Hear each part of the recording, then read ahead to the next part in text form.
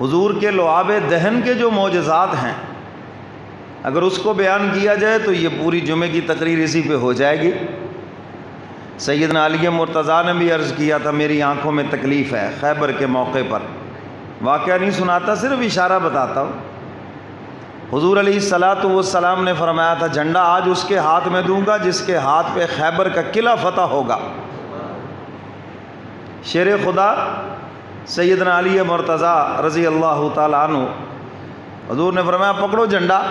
یا رسول اللہ میری تو آنکھوں میں اتنی تکلیف ہے، پانی گر رہا ہے، مجھے تو نظر ہی نہیں آتا کچھ۔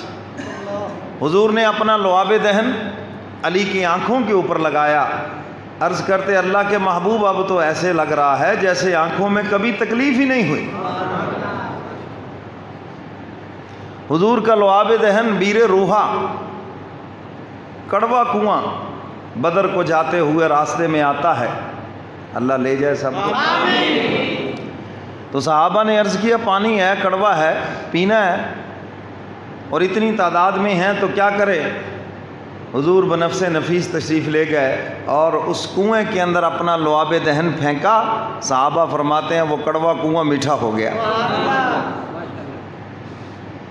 حضرت جابر کے گھر دعوت ہے، عرض کیا تھا بس آپ اور 2-3 صحابہ بس تشریف لے آئیں، اور حضور جب چلے تو وہ سارے ہی چل پڑے۔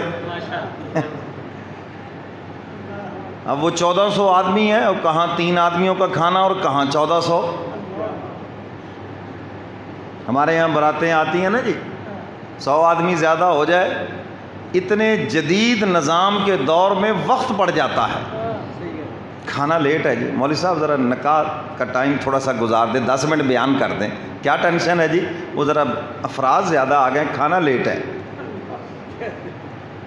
ہوتا ہے تماشا شب و روز میرے آگے، اور لوگ سمجھتے پتہ نہیں مولوی دیر کر رہا ہے، اس کو پیچھے سے وہ سوچ لگا ہوا ہوتا ہے جی آدھے گھنٹے سے پہلے نکاح نہیں پڑھانا، حالانکہ نکاح تو 2 منٹ میں ہو جاتا ہے۔ تو 1400 آدمی آ گئے، حضرت جابر پریشان ہیں، اہلیہ نے پہلے تو ڈانٹا بھی آپ نے کیا کیا ہے، حضور کو بتایا نہیں تھا کہ کھانا تو صرف 3 آدمی؟ انہوں نے کہا جی میں نے تو بتایا تھا حضور کو۔ انہوں نے کہا پھر کوئی پریشانی نہیں، پھر حضور جانے، حضور کا کام جانے، جو کچھ ہے ہم اٹھا کے حضور کے سامنے رکھ دیں گے۔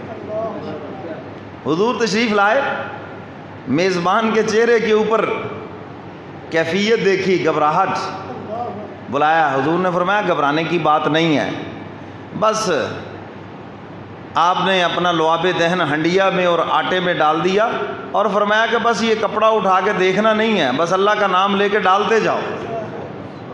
ڈالتے گئے اور 1400 صحابہ سیراب ہو گئے، سیر ہو گئے 1400 صحابہ۔ تو حضور علیہ الصلاۃ والسلام کے لعاب دہن کی یہ برکات ہیں، آپ کے آنکھوں کے معجزات، کس کو نبوت کی نگاہوں سے دیکھا اور کیسے وہ غلام بن کے قدموں میں آ گیا۔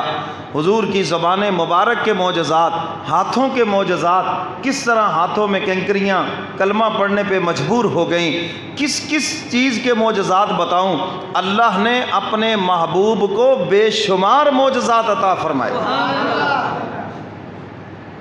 اور معجزے کے اندر ہاتھ نبی کا ہوتا ہے اور پیچھے طاقت اللہ کی ہوتی ہے۔ بس یہ بات اگر سمجھ آ جائے تو انسان بھٹکتا نہیں ہے۔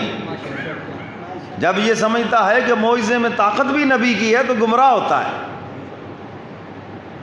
پھر مشکل کشا سمجھے گا، پھر پتہ نہیں کیا سے کہاں تک جائے گا۔ جو خدا کی صفات ہیں پھر وہ نبی میں مانے گا، اور یہی تو شرک ہے۔ اس لیے اللہ تعالی ہم سب کو اس سے بچائے۔ سیدنا صدیق اکبر رضی اللہ تعالیٰ عنہ کی ایڈی ٹھیک ہو گئی،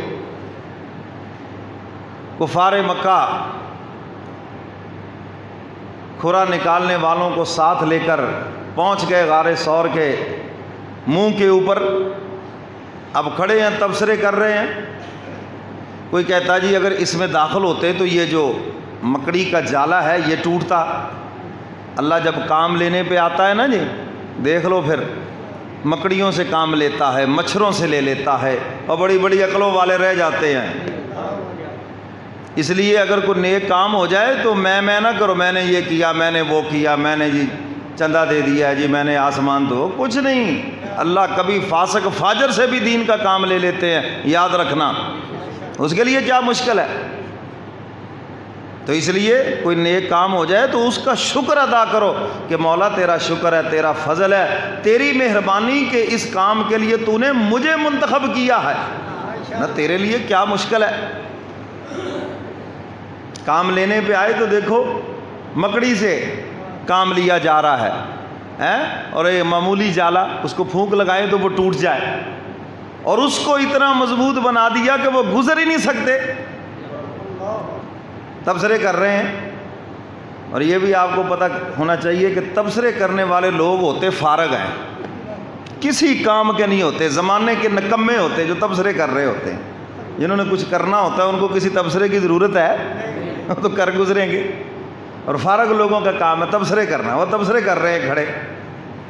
دوسرا کہنے لگا نہیں جی وہ کبوتری جو اڑ گئی ہے تو اتنے آرام سے بیٹھی ہے اور اس نے یہاں پہ انڈے بھی دے رکھے ہیں، تو اگر کوئی آدمی اندر جاتا تو وہ کیسے بیٹھتی؟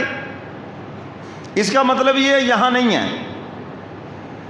سیدنا صدیق اکبر رضی اللہ تعالیٰ عنہ نے عرض کیا اللہ کے محبوب ہم تو پکڑے گئے، باتیں سن رہے ہیں ان کی، اور عرض کرتے اللہ کے محبوب اگر کسی ایک نے بھی نیچے بیٹھ کر دیکھ لیا تو ہم پکڑے گئے۔